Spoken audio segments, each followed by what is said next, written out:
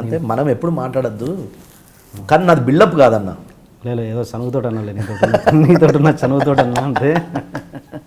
సరే, నీలో బాగా నచ్చింది ఏంటంటే నాకు, మామూలుగా ఇండస్ట్రీలో సక్సెస్ అయినాక ఇంటర్వ్యూలు తీసుకున్నా లేకపోతే మామూలుగా ఎనీ ఇంటర్వ్యూలు మాట్లాడుతుంటే వాళ్ళ ఫ్లాష్ బ్యాక్ చెప్పడంలో చాలా నామోషిగా ఫీల్ అవుతుంటారు.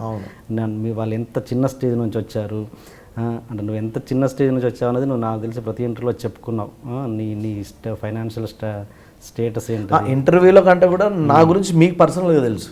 నేను ప్రతి ఇంటర్వ్యూలో చూశాను. అంటే మామూలుగా ప్రతి ఒక్కరి ఒక సక్సెస్ రాగానే కాలు మీద కాలు వేసుకున్నా గతం చెప్పుకోవడానికి నామోషిగా ఫీల్ అవుతారు కదా, నువ్వు ఎప్పుడు అలా ఫీల్ అవ్వలేదు.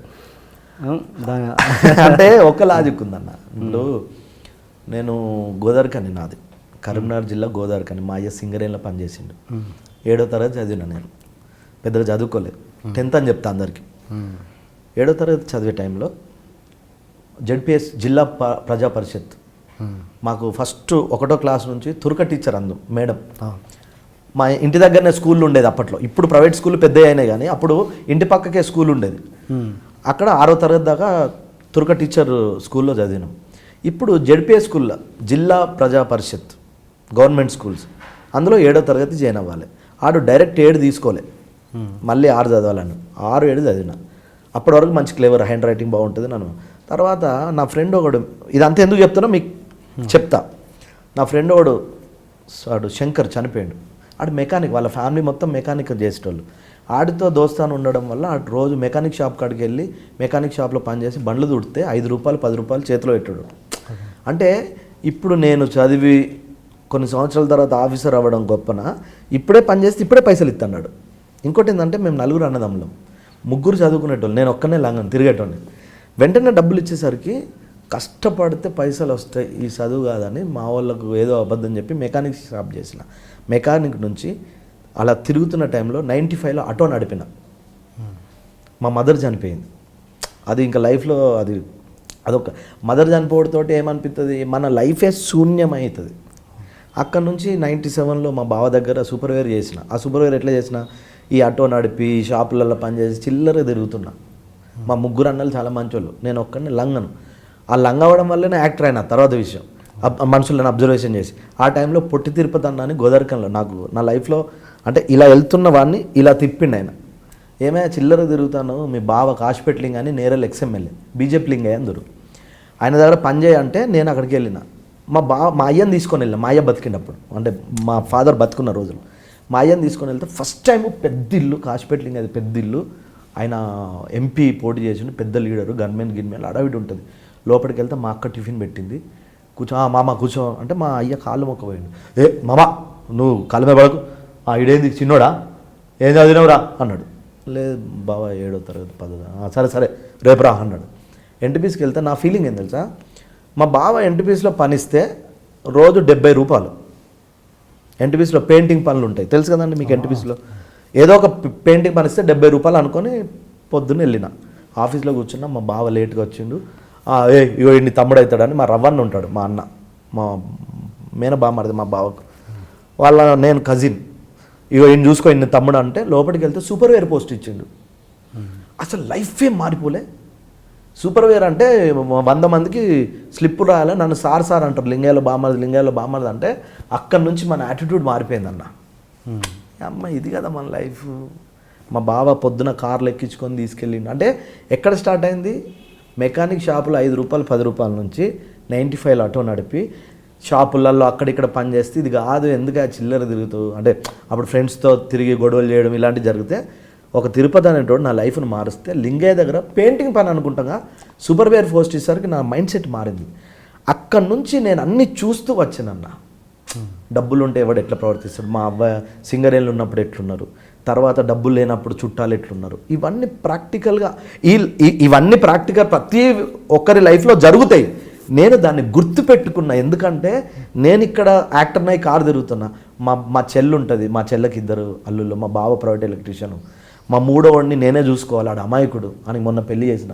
అంటే నేను ఎంత షూటింగ్కి వెళ్ళి ఎంత కార్లో దిగి ఎంత హోటల్లో దిగినా మళ్ళీ మా చెల్లకు మా అన్నకు ఫోన్ చేసేసరికి అది కదా మన లైఫ్, ఇది కాదు లైఫ్. అంటే ఈ బ్యాలెన్సింగ్ తెలియడం వల్ల హెచ్చులకు పోలే. ఎందుకో మరి అది రాలే. అంటే ఇవన్నీ చెప్పడానికి అంత రీజన్ ఉంది అంటున్నా. అందరికి ఉంటాయి లైఫ్లో, నాకే కాదు, ప్రతి ఒక్కరికి ఆ లైఫ్ ఉంటుంది. అందరు మర్చిపోతారు, కొందరికి ఇష్టం ఉండదు. నేను అందులో ఆ భ్రమలో బతకదలుచుకోలేదు. అట్లా నాకు యాటిట్యూడ్ లేదనుకోకు, నాకున్న బల్బ్ ఎవరికి లేదు, తాగుబోతు రమేష్ అని ఫీల్ అవుతారు. అది కూడా బల్బే కదా. ఓకే. ఆ తిరుపతి అనే అతను ఉన్నాడా ఇప్పటికి? ఉన్నాడు ఇప్పటికి 100%. భలేవారు. అంటే మా నలుగురు అన్నదమ్ముల తర్వాత నాకు బెస్ట్ ఫ్రెండ్స్ ఉన్నారు గోదావరికంలో. శ్రీకాంత్ అని చనిపోయాడు. శ్రీకాంత్ అని మేము ఒక 4-5 బెస్ట్ ఫ్రెండ్స్ రోడ్డు మీద తిరిగే రోజుల్లో. శ్రీకాంత్కి ఎవడన్నా కంప్లైంట్ చేస్తే మేము వెళ్ళి కొట్టొచ్చేటోళ్ళం. అంటే చిల్లర గొడవలు. ఇప్పుడు ఒక అమ్మాయిని ఎవడో అన్నాడు, శ్రీకాంత్ గారికి వచ్చి అన్న ఇట్లా మా చెల్లెని ఎవడంటే వెళ్ళి కొట్టి సెడి చేసేటోళ్ళం చిన్నప్పుడు, ఊహ తెలియని టైంలో. అందులో మన శ్రీకాంత్ చనిపోయాడు. పొట్టి సీన్ అన్న ఉన్నాడు, గిర్ని నాగరాజు గారు ఉన్నాడు, అంతం సీను, గణేష్, సదిమామ, వీళ్ళు ఒక బ్యాచ్ రోడ్డు మీద ఎక్కిన జగడం టైంలో రోడ్డు మీద ఎక్కిన. ఇంకా నెక్కర్లు వేసుకున్నప్పుడు గోపాలు, సీన్ గాడు, బల్లారి సీను, శంకర్ గాడు చనిపోయాడు, ప్రసాద్, ఇట్లా ఫ్రెండ్స్ ఉంటాయి. అలా నేను ఎప్పుడు మర్చిపోలే నా లైఫ్లో.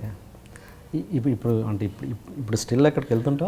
వెళ్ళినప్పుడు వాళ్ళతో మాట్లాడతా. అంటే ఎక్కువ టచ్లు ఉండకపోవచ్చు కానీ ఖచ్చితంగా రెస్పాండ్ అవుతావు వాళ్ళంటే. ఎందుకంటే వీళ్ళంతా నాకు ఇన్స్టిట్యూట్ తర్వాత మనిషికి 500-1000 రూపాయలు ఇచ్చిన వాళ్ళే. అరే నా పరిస్థితి బాగాలేదంటే. ముఖ్యంగా నాగరాజు అని గిర్ని నాగడు, మా పొట్టి వీళ్ళిద్దరూ నాకు హెల్ప్. అంటే మా అన్నల తర్వాత నాకు డబ్బులు ఇచ్చిన ఏకైక వ్యక్తులు వీళ్ళిద్దరు. అట్లా ఎప్పుడు మర్చిపోలేదు. జగడం సినిమా ఫస్ట్ సినిమా కదా అసలు. ఓకే, దాంట్లో ఆడిషన్స్ ఇచ్చావు, చేసావు. బట్ అంటే ఎందుకు జగడంలో తాగుబోతు రమేష్ లాంటి ఒక కొత్తోడికి సుకుమార్ గారు ఎందుకు క్యారెక్టర్ ఇవ్వాలి, ఎందుకు ఇవ్వడం జరిగింది? అంటే అందులో ఒక 2 లాజిక్లు ఉన్నాయి. ఒకటి, అప్పట్లో ఆర్టిస్టులు ఇట్లా జబర్దస్త్ నుంచి, యూట్యూబ్ నుంచి కమెడియన్స్ ఎవరిని పడితే ఇప్పుడు వాళ్ళు వస్తారు కదా. అప్పుడు అట్లా కాదు. అప్పుడు ఏ ఆఫీస్ ఓపెన్ చేసినా ఆఫీస్లో వచ్చే ఆర్టిస్టులను వీడియోలు తీసి వాళ్ళు చేసే పర్ఫార్మెన్స్ చూసి ఫోటోలు రాసి సెలెక్ట్ చేసేటోళ్ళు. అట్లా ఒక 200-300 మంది ఆడిషన్ జరిగితే అందులో 100 మందిలో బెస్ట్ ఉంటే అందులో 10 మెంబర్స్ బెస్ట్ అంటే అందులో నేను ఒకరిని. ప్రకాష్ గారు అని సుకుమార్ గారు ఫ్రెండ్. సుకుమార్ గారు, వేమారెడ్డి, ప్రకాష్, వీళ్ళు ముగ్గురు, గౌతమ్ ఆయన ఉన్నాడు కదా ఎడిటర్ మోహన్ గారి దగ్గర అసిస్టెంట్ డైరెక్టర్, వీళ్ళంతా స్టార్టింగ్ పీరియడ్లో వీళ్ళు ముగ్గురు. అందులో సుక్కు ముందు డైరెక్టర్ ఆయన సుక్కు సార్. ప్రకాష్ గారు నా ఆడిషన్ చూసి ది బెస్ట్ యాక్టర్ అని, బెస్ట్ పర్ఫార్మర్ అని ఫోటో రాసి సుకుమార్ గారు టేబుల్ మీకు వెళ్ళింది. సుకుమార్ గారు ఆడిషన్ చేస్తే అంటే 10 వస్తాయి కదా, ప్రకాష్ గారు సెలెక్ట్ చేసి 10లో అందులో నాదొకటి వస్తే తాగుబోతే యాక్టింగ్ 2-3 పర్ఫార్మెన్స్ చూసా. ఓకే అనుకొని 8 మంది అందులో 5-6 పెడదాం అనుకున్నారు. మేము 3 బాగా చేసినాం కదా, వీళ్ళని ఎక్కడైనా వాడదాం అనుకున్నారు. వేస్ట్గా పడేయారు కదా, ఎక్కడైనా వాడదాం అనుకున్నారు. షూటింగ్ టైంలో మళ్ళీ సుకుమార్ గారు అంటే ఎక్కువ మంది క్లమ్జీ అయిపోతారేమో అనుకొని నాకు ఒకరికో ఎవరికో క్యాన్సిలేషన్ చెప్పారు. అయ్యో టెన్షన్. తర్వాత మళ్ళీ ఏమనుకున్నారో తెలియదు, లేదు ఉండండి అందరిని వాడదాం రెగ్యులర్. ఇప్పుడు అంతకుముందు ఏంటి ఫ్రెండ్స్ అంటే 4 ఫ్రెండ్స్ 4 డైలాగులు ఎప్పుడు కాదు. ఇక్కడ సీన్ జరిగేటప్పుడు ఒక 4 అక్కడ కూర్చుంటారు. సుకుమార్ గారు మేకింగ్ ఎట్లుంటుంది, చాలా డిఫరెంట్గా రియల్గా ఉంటుంది. అట్లా ఆ సినిమా సెలెక్ట్ అవ్వడం.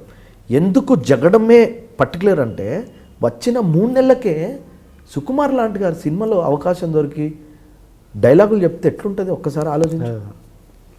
అంటే ది బెస్ట్ ప్లాట్ఫామ్ కదా. ఇన్స్టిట్యూట్ చేసి వచ్చిన సుకుమార్ గారి సినిమా, డబ్బులు ఇస్తారు, లొకేషన్, ఫుడ్, బాబు ఆర్టిస్ట్ రమేష్ పిలవండి అంటే అసలు చచ్చిపోవచ్చు అన్న. వచ్చిన 3 నెలలకు అవకాశం రావడం ఏంటి నువ్వు ఆలోచించు. అందుకు నా లైఫ్లో ది బెస్ట్ ఇన్ జగడం. ఎందుకు చెప్పనా, జగడం సినిమా నుంచే ధనరాజు వేణు పరిచయం అయ్యారు. ధనరాజు వేణుతో ఇండస్ట్రీ పరిచయం అయింది. వేణుగాడ అయితే నన్ను సంకలేసుకొని తిరిగేటోడు. ఆడప్పుడే బిజీ కదా వేణు. ధనరాజు ఆ సినిమా బ్రేకు. వీళ్ళిద్దరితో చంద్రగాడు పరిచయం, వెంకి పరిచయం, శ్రీనివాస్ రెడ్డి, సత్యరాజు. లొకేషన్లో వీళ్ళ సినిమాలు ఉంటే అక్కడ బ్యాచిలర్ లైఫ్. భోజనం ఎక్కడ అంటే వేణు అరే రారా అంటే భోజనం చేసుడు, అక్కడ తాగుతూ యాక్టింగ్ చేసి వెళ్ళిపోడు. శ్రీనివాస్ రెడ్డి పరిచయం, కంత్రి సీటుకి వెళ్తే శ్రీనివాస్ రెడ్డి దగ్గర భోజనం చేసాడు. ఎన్టీఆర్ గారిని పరిచయం చేద్దామంటే ఆ రోజు కుదరలేదు. తర్వాత ఎవరో పరిచయం అయినా.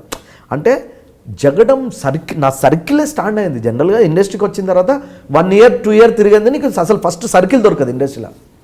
అలాంటిది 3 నెలలకు ఆడిషన్ సెలెక్ట్ అయిన ఒక టీము, ఒక ఆడిషన్, ఒక ఇంటర్వ్యూలు, టీవీలో కనిపించడము, గోదావరికంలో బ్యానర్లు కట్టడము, అది ఇంకా 100 సినిమాలు చేసినా Jagadam the most experience my life అంతే.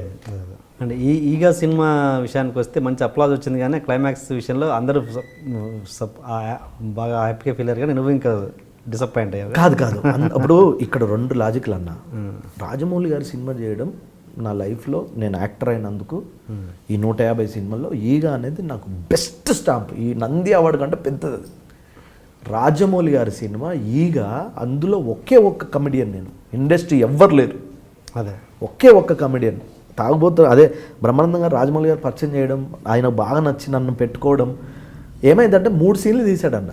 కథలో 3 సీన్లు రావాలి. సినిమా అంతా చూసుకున్న తర్వాత ఒక్క సీనే ఇద్దాము, తర్వాత 2 సీన్లు కట్ చేశాడా అనుకునే టైంలో అమ్మాయి అడుగుతుంది, అంత ఓకే కానీ కథ చెప్తాడు కదా, అంత ఓకే కానీ ఆ దొంగడు ఏమయ్యా డాడీ అంటే, ఆ దొంగడు అన్నప్పుడు నాకు క్లిప్లు పడుతుంటాయి. ఆడియన్స్ అలా లేచి వెళ్ళేటోళ్ళు చూసి, నేను హీరోని కదా అంటే ఇక సమంతకు నేనే, అందరూ నన్ను నువ్వు హీరో అన్నారు. అందరూ హీరో అంటే జనరల్గా ఎవరైనా మనం హీరో అని ఫీల్ అవ్వలే. ఆ 2 సీన్లు సినిమాలో పడి ఉంటే నీ అమ్మ ఇంకా రేంజ్ వేరుండు, రెమ్యునరేషన్ పెంచుతును, ఇవి ఉంటాయి కదా. ఎవరో హీరో అంటే నేను పిచ్చోని కాదు కదా, నేను హీరో అని నమ్మడానికి. ఆ 2 సీన్లు కూడా ఇందులో పడి ఉంటే ఇంకో లెవెల్ కదా అని నా ఫీలింగ్. మళ్ళీ ఆయనతో మళ్ళీ ఇంకా సినిమా చేయడం రాలే కదా. ఈగ తర్వాత బాహుబలేగా. ఓకే. ఈగ తర్వాత బాహుబలి 5 సంవత్సరాలు తీస్తాడు. 2 సంవత్సరాల 3 సంవత్సరాల అంతే. మరి మధ్యలో ఒకసారి కలిస్తే, నానక ప్రేమతో షూటింగ్ జరిగినప్పుడు ఫిలిం సిటీ వెళ్ళి కలిసిన, ఒక ఫోటో దిగి ఎఫ్లో పెట్టుకున్నా. అప్పుడు అడిగిన, సార్ ఏంటి సార్ మొత్తం ఇదే తీస్తారు ఎందుకు అన్నట్టు, అట్లాగా సార్ మరి మీరు వేరే తీస్తే కదా నేను చేసేది అని ఒకసారి అన్నా. సార్ మీరు నాకు అన్యాయం చేసిందన్న. అర్థం కాలే సార్. బాహుబలిలో ఒక సాంగ్ ఉంటుంది, అందులో రాజమౌళి గారు చిన్న జల్లకిస్తారు కనిపించి కుండ పట్టుకొని, అది నాకు ఇవ్వచ్చు కదా సార్, తాగుపోతున్నాయి కదా అంటే నవ్విండు. అంతే కదా అట్లా.